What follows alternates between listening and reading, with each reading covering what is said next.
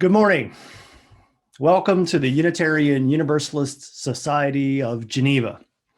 We seek to meet you wherever you are on your journey and invite you to be part of this congregation in which we draw wisdom from all the world's religions, balanced with the insights of modern science.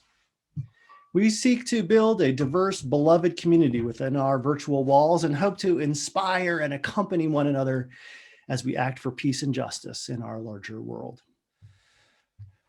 When my kids were very young, we'd buy these boxes of colored sidewalk chalk. The kids loved the colors and they were good size for little fists. Sometimes I'd leave them notes or goofy drawings in the driveway. It was fun, sort of silly, but I loved it. And occasionally we'd all go outside and doodle together. We'd draw these great big smiles and hearts. We'd write out words like, I love mommy, next to dinosaurs and unicorns and unicornosaurs. We'd almost always use up all the chalk, and the chalk dust would get all over our hands, our clothes, and for reasons that eluded me then and now, in our hair. It was unavoidable. It was like being bathed in colors of light, and that was all part of the game. My time at church has left me dusted with chalk. It started early. Maybe when I was really young, I heard the Reverend Ken McLean delivered this annual Christmas story. I don't remember how old I was, but I'm sure I was really little. It was one of the few Sunday services at Cedar Lane, Unitarian Universalist. When I was a kid, we were invited to spend the morning with the adults. Cedar Lane, which is just outside of DC, was the one church my Quaker grandfather and Methodist grandmother could agree on. So this was the church we went to. Usually I'd be banished downstairs to some class or another, which is another way of saying my parents would get a break from us kids. But on this particular Sunday in December, us kids were sitting with our parents for the whole service. This was a pretty big deal. And I was supposed to not squirm, not poke my sister, not jump up and down on my seat, not talk to the funny man in the seat in front of me, and certainly not run up and down the center aisle like it was a racetrack. The fact that these rules were explicit may say a bit about me during my childhood, but there I was in church and Reverend McLean was telling his story and we were listening and everyone was laughing, especially my mother. And my mother was laughing so hard, tears were rolling down her face. I think it was about then I decided that church must be a pretty awesome thing. When I got older, the classes got more interesting. There were day trips and overnight trips. We didn't go to Habitat, but then we still had some cool trips. And those trips, I remember them. They were really awesome. There were human sexuality classes too. And while the much older me is certain that those classes were important, awesome may not have been the word I used at the time. But as long as I remember Cedar Lane, I will remember the friends, the big ideas, and that I was cared for. Years later, after a 10-year break for college, grad school, and an inadvertent career kickoff, I made it back to church. Now, I wasn't really a regular. I was, and kind of still am, a big morning denier. That is, I was in denial of this thing called morning and avoided it like, well, as often as I could. But I did make it back to church, and there I made friends. Something I found that's gotten considerably more difficult to do the older I've gotten. I mean, when I was a kid, I had friends all over. When I was a young man, I had this really cool, tight circle. And when I got older, everyone got wrapped up in career and family, and those circles drifted apart. Meaningful connections became rare. I had to look to work at it. And while I never would have expected it, that unconscious surge is one of the things that brought me back to church, back home. Home. Such an odd word, right? It means a lot of different things to different people. For some of us, it's a place of warmth and light, of family and pets, of holidays and love. For some of us, home meant anything but love. Instead, we had to go out into the world and make home, to get our hands into the dust of it, to create it from whole cloth, to fill that space with people who became family, a chosen family. I don't really think it occurred to me as a young person that church community could be a chosen family, much less my chosen family, that a church sanctuary could be anyone's chosen home. But this has been a year, hasn't it? A year filled with plagues of pandemic and politics, a year of hopes and dreams deferred. Many of us have struggled, and our families have struggled with separation and isolation. Many of us have seen jobs change or even evaporate. Many of us have known loss to distance, loss to separation, loss to change, loss to death. This is not the year we were looking forward to at this point last year, not by a long shot. But it was the year we were given. And I'm reminded that some 50 years ago, the Reverend Dr. Martin Luther King Jr. spoke to the Unitarian Universalist General Assembly. And it was during a time of great turmoil. The Voting Rights Act had just been passed. The Civil Rights Act had just been passed. And while equality was more than just a dream, it was still a long way from reality. At GA, Dr. King told us the story of Rip Van Winkle, who had slept through the American Revolution. And then he asked us to not do the same. I'm reminded of this because you, the people of the Unitarian Universalist Society of Geneva, this past year, you have not. This is a year we could easily have slept through. Maybe some of you feel kind of like you did, but that's really not what happened here. Over this last year, you hired a director of religious education. Why? Because we know that it is our children who are our future. The health and longevity of any congregation can be tied directly to the robustness of its younger population. Our viability as a church, looking ahead 10, 20, 30 years from now, can be linked directly to what's happening right now. And you voted with your time, your talent, and your treasure to invest in that future. Over the last year, you hired a music director. Why? Because we know that music is our lifeblood. We may pretend that everyone comes to this place for the nostalgia, for the gorgeous building, for the inspiring message, but I know that a great many of you are moved by, inspired by, maybe even saved by beautiful music. And such music this place has to offer, so many talented musicians. And you voted this year, of all years, to invest in expanding, growing, and sharing that vision. Over the last year, you called a new minister. We have some high hopes for him too. But these are all big moves, big investments, big bets that we're making about our future. And what we're saying is we are worth this. This place, this is worth our investment. And the fact that we did all of this now in the middle of a pandemic, it's astonishing and brave and hopeful. Over the last year, I've gotten to meet a great many of you.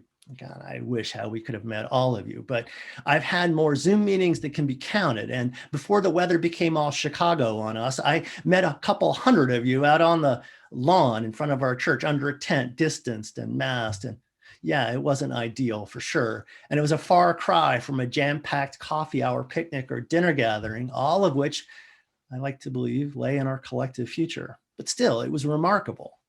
And over those Zoom calls and tent meetings and more, I got to know you, and you at least got to know me a little. I asked you questions we all heard when we were young, questions that might have made us squirm then, but still good questions about who we want to be, what we want to do, where we want to go. I've asked you to dream with me. to lean into the past, to gather up the threads of our expectations and hopes, and to hold on and then dream about what could be next. And I asked you to not only dream, but to dream big, to ask those what if questions. What if we were twice as big as today? What could we do with the 3rd Street property? What if we were not the best kept secret in town, but if everyone knew who we were? And what I heard asking these questions was striking and consistent. What I heard was joy. This place, more than any other place I looked at, interviewed at, or visited, was filled with it. It was everywhere, little splashes like dust from sidewalk chalk. It was over everything. Joy. Today, we are a community that reaches across centuries. We are a community that believes in our community. We give deeply of our time, our talent, and our treasure to support our ideals, our aspirations, and our community. We show up for the food bank. We show up on the bridge. We show up for habitat, and we show up for each other. Within our walls, the women's circle, game night, all the lunch groups, the book club, all of our activities. Even in the middle of pandemic, we've been there. We've been there for each other. And every week you keep coming back. Our weekly attendance in summer has been consistent and high enough to make our neighbors jealous. Today, I'm going to ask you to dream a little bit more, to see this time as exactly the right time to invest in each other and in this institution of ours, this place where we come to find inspiration, refuge, and connection. This is home. This is ours to care for, ours to grow. And that is what we mean by stewardship. Every year we set aside a few weeks specifically for stewardship season. This is the time where we ask you for your pledge of support, to invest in this time, this place, this home, this idea that we're trying to create. And yeah, it's weird and can be deeply uncomfortable. But it's worth pausing and remembering that our church is what we call a free church.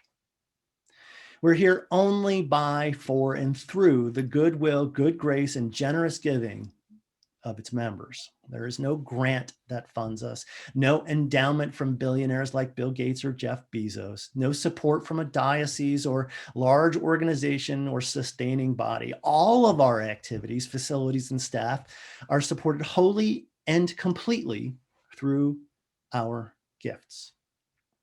Not lost on me that today is Valentine's Day. Today, a day we celebrate love and commitment through giving and gifts of love and commitment.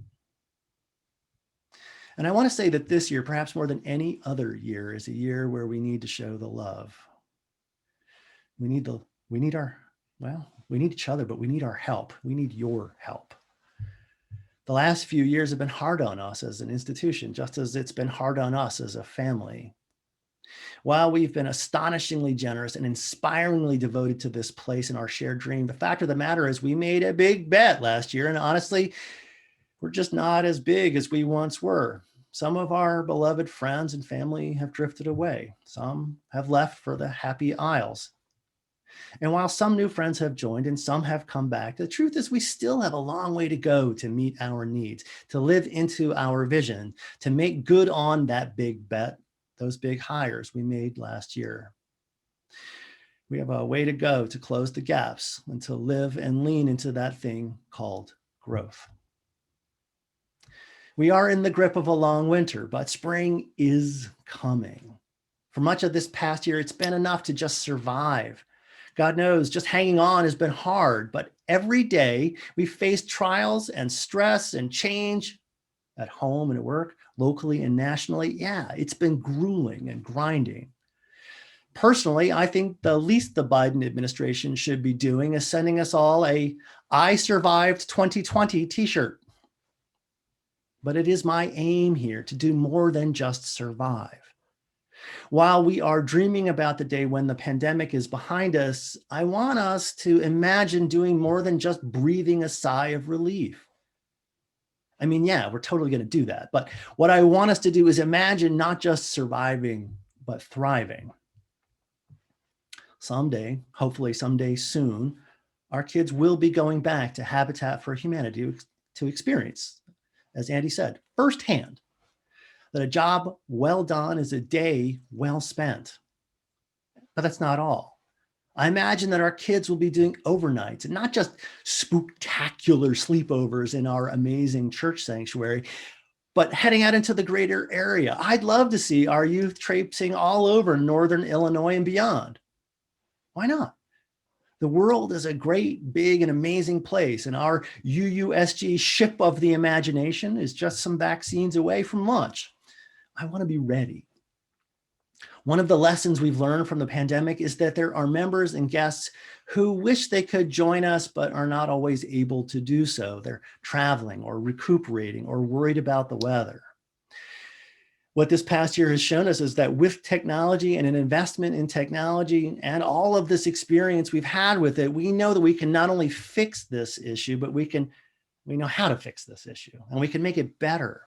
And I'd love to make live streaming a regular feature of UUSG's Sunday programming, pandemic or not.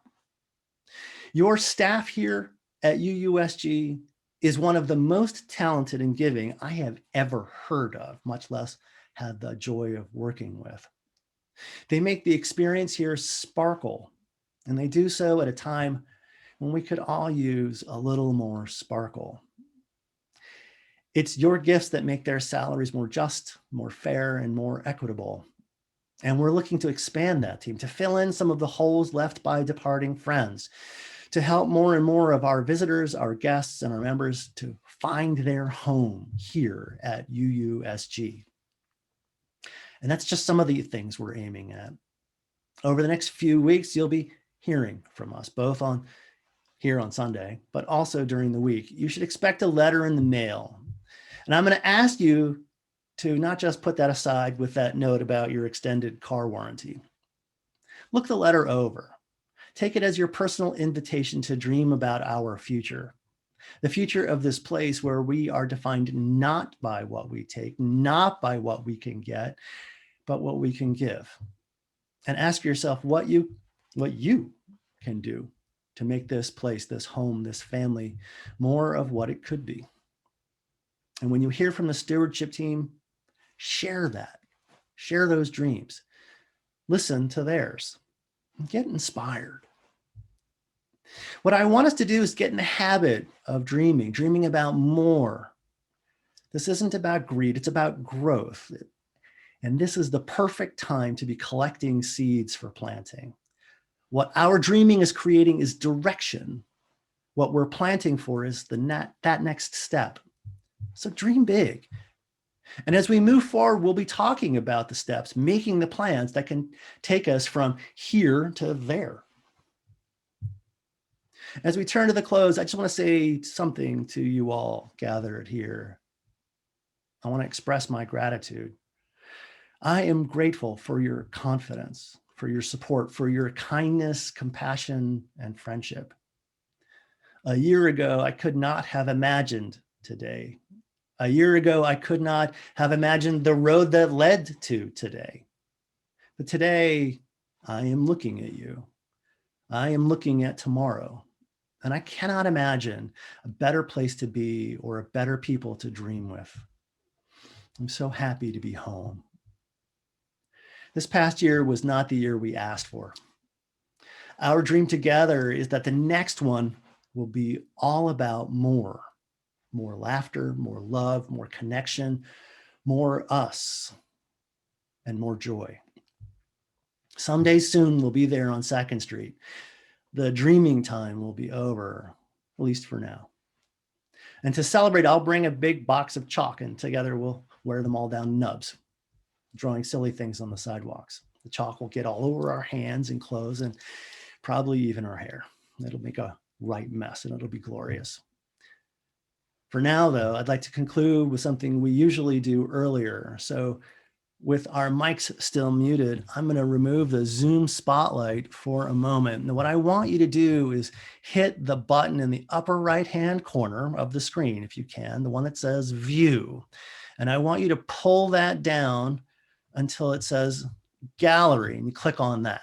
And you'll know it's right because the screen's going to fill up with the faces of your community, your friends, your family, your UUSG.